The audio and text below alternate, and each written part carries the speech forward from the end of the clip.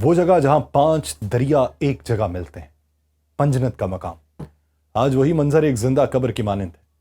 پانی نے نہ صرف زمین کو نگل لیا ہے بلکہ صبر، یادیں اور انسانیت کے رشتے بھی ڈبو دیے ہیں۔ پنجنت بیراج اور اس کے ارد گرد کی کچی بستیاں ایسی لہر و طغیانی کی زد میں ہیں کہ روتے ہوئے مٹی کے ڈھیر، بکھرے ہوئے اثاثے، چھتوں پہ کھڑے بچوں کے منہ پہ کپڑے لپٹے ہوئے خوف کی تصویر ہے۔ فیڈرل فلڈ کمیشن اور ڈیفل کاؤنٹرز کی رپورٹس کے مطابق پنجنت اور گڈو دونوں ہی مقامات پہ انتہائی اونچے درجے کے سیلاب ریکارڈ کیے جا چکے ہیں، اور اگلے 24 سے 48 گھنٹوں میں گڈو پر بہت اونچا سٹریم آنے کی وارننگ جاری۔ یہ وہ لمحات ہیں جب دریا نے اپنی معمولی نرم آواز بدل کے دھاڑنا شروع کر دیا، اور کیا نتیجہ اس کا نکلے گا۔ آپ سب پر سلامتی ہو، میں یاسر رشید ہوں اور آپ دیکھ رہے ہیں سنو نیوز۔ ناظرین، شجاع آباد، جلال پور پیروالا، اچ شریف، شیر شاہ، راجن پور کے کچے علاقے اب پانی کے اندر ایک دوسرے سے جڑے چشموں کی طرح دکھائی دیتے ہیں۔ بستی دھوندوں کے بند میں پیدا ہونے والا 240 فٹ کا شگاف ایک ایسا ثبوت ہے جو یہ بتاتا ہے کہ بندوں کی سالمیت خطرے میں ہے، اور ہر بند کے پیچھے کھڑی انسانی محنت ایک پل میں ادھڑ گئی۔ مقامی انتظامیہ نے لاکھوں افراد کی نقل مکانی اور 1,10,000 کے قریب افراد اور 1 لاکھ سے زائد مویشیوں کو اس علاقے میں محفوظ منتقلی کا بیانیہ دیا، مگر سچائی یہ ہے کہ ان اعداد و شمار کے پیچھے سینکڑوں چھوٹے بڑے عذاب چھپے۔ بچے جو اس پانی کے اندر موجود ہو کے بغیر کپڑوں کے کپ کپا رہے ہیں، بزرگ جو اپنی کھڑکیوں میں بیٹھ کر مٹی کے ڈھیر کو گھور رہے ہیں، اور وہ کسان جن کی فصلیں، کھیت اور روزگار چند گھنٹوں میں بہہ گئے۔ بین الاقوامی اور ملکی رپورٹس یہ بتاتی ہیں کہ جنوبی پنجاب کے ہزاروں دیہات زیر آب ہیں، لاکھوں افراد متاثر ہیں، اور اس منظر کی وہ تاریک پرت جو کم لوگ دیکھ پاتے ہیں وہ انسانیت کی موت ہے جو بند دروازوں کے پیچھے ہو رہی۔ یہ واقعات رپورٹ ہوئے کہ جب گھر چھوڑ کے لوگوں نے حفاظتی کیمپس کی طرف رخ کیا تو وہاں باز ناصر نے کشتیوں کے ذریعے دروازے توڑ کے گھروں میں گھس کے لوٹ مار مچائی۔ خالی گھروں میں گھس کر کی جانے والی چوری محض مال و زر کا نقصان نہیں ہوتی، یہ اس اعتماد کا قتل ہے جو ہم ایک دوسرے کے اوپر رکھتے ہیں۔ حاملے جان مویشیوں کو چھوڑ کے جانا ایک ایسا صدمہ ہوتا ہے جو لفظوں میں سنبھالا نہیں جا سکتا۔ لوگ چھوٹے چھوٹے بچوں کو کندھوں پہ اٹھا کے بھاگتے ہیں، مگر اپنے مویشی جو نسل در نسل ان کا روزگار رہے ہوتے ہیں، انہیں رسیوں سے بندھے چھوڑنا جب پڑتا ہے نا تو جان جاتی ہے۔ اور کچھ جان بوجھ کر اپنے مویشیوں کو کھلے میدان میں چھوڑ گئے کیونکہ کشتیوں میں جگہ نہیں مل رہی تھی یا راستے بند تھے۔ اور یہ منظر محض مالی نقصان نہیں، یہ اخلاقی اور تہذیبی زوال کا منظر بھی ہے۔ فیڈرل فلڈ کمیشن نے یہ وارننگ دی ہے کہ دریائے چناب پہ پنجنت بیراج کے مقام پہ بہت اونچے درجے کا سیلاب ہے، اور آئندہ 24 سے 48 گھنٹوں میں یہی صورتحال گڈو بیراج پہ بھی نظر آئے گی۔ اور اس پیش گوئی کا مطلب کیا ہے کہ آنے والے دنوں میں مزید بستیاں ڈوبیں گی، مزید خاندان اپنے گھروں سے محروم ہوں گے۔ ملتان کا علاقہ جو اب محفوظ نہیں رہا، ہیڈ محمد والا اور شیر شاہ کے درجنوں بستیاں اب بھی پانی کے بوجھ تلے دبی ہیں۔ شجاع آباد اور جلال پور پیروالا میں لاکھوں لوگ کھلے آسمان تلے بے یار و مددگار پڑے ہیں۔ کچھ کی زندگی کشتیوں اور عارضی کیمپس میں گزر رہی ہے، کچھ اب بھی دریا کی موجوں کے رحم و کرم پہ ہیں۔ چاچڑا میں تو منظر اور بھی ہولناک ہے، جہاں سینکڑوں مکانات دریا کی نظر ہوئے، ہزاروں ایکڑ کھڑی فصلیں تباہ ہوئیں۔ وہ فصلیں جو کسانوں کی سال بھر کی محنت اور روزگار کا سہارا تھیں، سڑکیں ڈوب گئیں، راستے بند ہیں، متاثرین اپنے ہی علاقوں میں قید۔ اور صادق آباد کی صورتحال بھی خطرناک ہے، جہاں نبی شاہ کے مقام پہ زمیندارہ بند ٹوٹنے سے پانی آبادی میں داخل ہوا ہے، گاؤں زیر آب آئے ہیں، لوگوں کو اپنی زندگی کی سب سے بڑی آزمائش کا سامنا کرنا پڑ رہا ہے۔ یہ سب کچھ ہمیں یہ بتا رہا ہے کہ پنجاب ایک بڑے انسانی بحران کی طرف بڑھ رہا ہے۔ نہ صرف انفراسٹرکچر ٹوٹا ہے بلکہ روزگار، کھیت کھلیان، گھر اور بستیاں سب بربادی کی زد میں آئیں۔ آنے والے دنوں میں اگر یہی صورتحال برقرار رہی تو یہ صرف ایک قدرتی آفت نہیں بلکہ ایک بڑے سماجی اور معاشی بحران کا پیش خیمہ ثابت ہوگا۔ موٹر وے پولیس کے ترجمان یہ بتاتے ہیں کہ M5 کو جلال پور کے قریب روڈ یوزرز کی حفاظت کے لیے بند کیا جا رہا ہے اور ٹریفک کو متبادل راستوں پہ منتقل کر دیا گیا ہے۔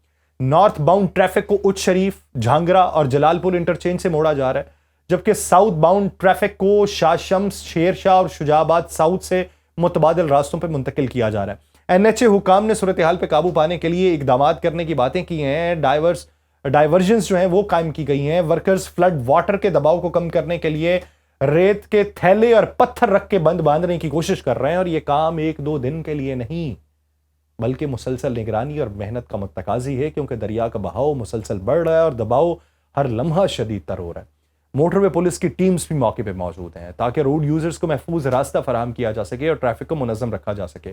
ایس پی موٹر وے پولیس جو وہاں کے ہیں سید عمران احمد، وہ خود نفری کے ساتھ موجود ہیں، صورتحال کی نگرانی کر رہے ہیں، لیکن شجاع آباد میں بستی دھوندو کا بند ٹوٹنے کے باعث 240 فٹ چوڑا شگاف پڑا ہے۔ یہ اس بات کی علامت ہے کہ قدرتی آفت کے آگے انسانی کوششیں کمزور پڑ جاتی ہیں۔ جلال پور، پیروالا اور شیرشاہ کے علاقے بدستور پانی میں ڈوبے ہوئے ہیں۔ اچ شریف کے دریائی علاقوں میں رات گئے تک ریسکیو آپریشن جاری رہا، مگر پانی کی رفتار اتنی تیز ہے کہ کئی بستیاں مکمل طور پہ غرق ہیں۔ راجن پور کے کچے کے علاقے میں ہزاروں افراد اپنے گھر بار چھوڑنے پہ مجبور ہوئے ہیں۔ چھوڑیے ذرا بے سر و سامانی کی عالم میں اپنے گھر سے نکلیے، آپ کو معلوم پڑے گا۔ روجان، بنگلہ، اچھا، سونمیانی اور کوٹ مٹھن میں کچے کے علاقے زیر آب آنے سے لوگوں نے مویشیوں سمیت نقل مکانی شروع کی ہے۔ انتظامیہ کے مطابق اب تک 1,10,000 افراد اور 1 لاکھ سے زائد مویشیوں کو محفوظ مقامات پہ منتقل کیا گیا۔ ملتان کے گرد و نواح فلڈ ریلیف کیمپس قائم ہیں۔ ڈرون کی مدد سے پھنسے ہوئے افراد کو ریسکیو کرنے کی کوششیں جاری ہیں اور بہت سارے لوگ کہتے ہیں ہمارے پاس تو کوئی آیا ہی نہیں۔ وہاڑی میں بھی پانی کا راج ہے، 100 سے زائد دیہات ڈوبے ہوئے ہیں، 76,000 ایکڑ سے زیادہ فصلیں پانی میں غرق ہیں۔ کسان ہاتھ ملتے رہ گئے ہیں، ان کی محنت چند گھنٹوں میں بہہ گئی۔ رحیم یار خان میں دریائے سندھ پہ اونچے درجے کا سیلاب ہے جس نے مزید دیہات اور بستیاں نگل لی ہیں۔ گھروں میں محصور لوگ مدد کے منتظر ہیں اور یہ منظرنامہ کسی سانحے سے کم نہیں ہے۔ ہزاروں خاندان بے گھر ہیں، لاکھوں ایکڑ زمین تباہ ہے، انفراسٹرکچر برباد ہے۔ قدرتی آفت پنجاب کی سرزمین پہ ایسے زخم لگا چکی ہے جنہیں بھرنے میں برسوں لگ جائیں گے، اور یہ لمحہ صرف انتظامیہ کے لیے نہیں بلکہ پوری قوم کے لیے ایک امتحان ہے کہ وہ اپنے متاثرہ بہن بھائیوں کی مدد کے لیے جس حد تک ہو سکے یکجہتی اور جذبے کا مظاہرہ کریں۔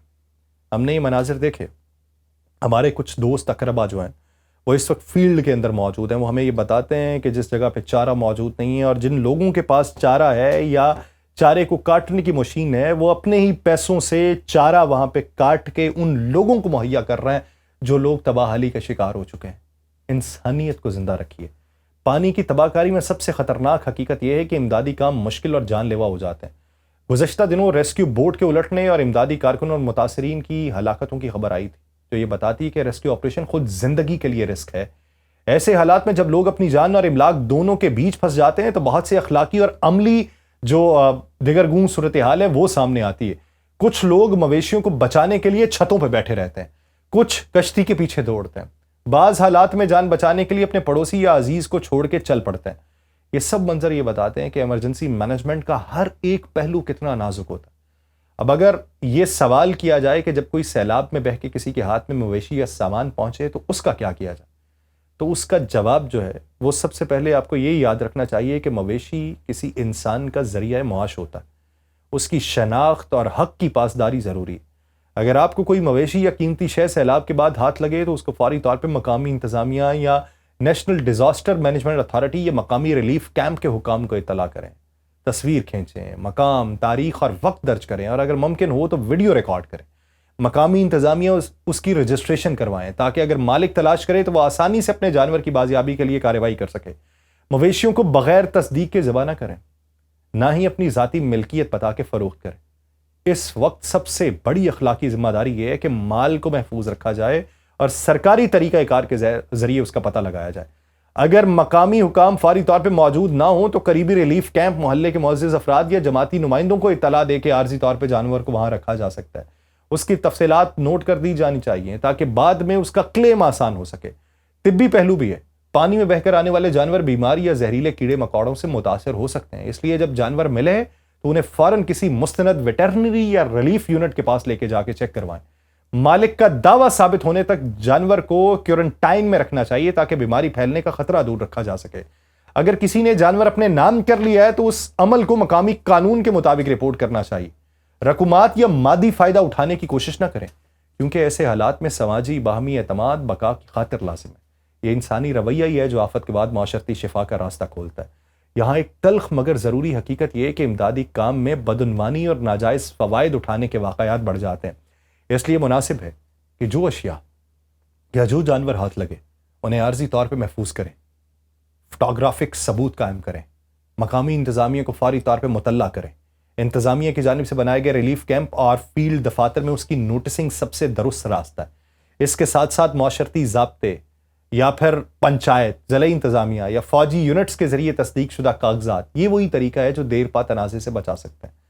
آخر میں اگر پنجنت کے اس منظر کا سب سے دردناک پہلو اگر آپ کو دکھاؤں جو قدرتی آفت نے ہمیں سکھایا ہے کہ ہماری سب سے بڑی کمزوری ہم خود ہیں۔ جب ہم اپنے ہی گھروں میں واپس آ کر دیکھتے ہیں کہ پڑوسی نے میری چھوڑی ہوئی چیز لے لی یا کسی نے میرے مویشی کو اپنے کھیت میں بند کر دیا، تو وہ رنج ایک الگ قسم کا تشدد ہے۔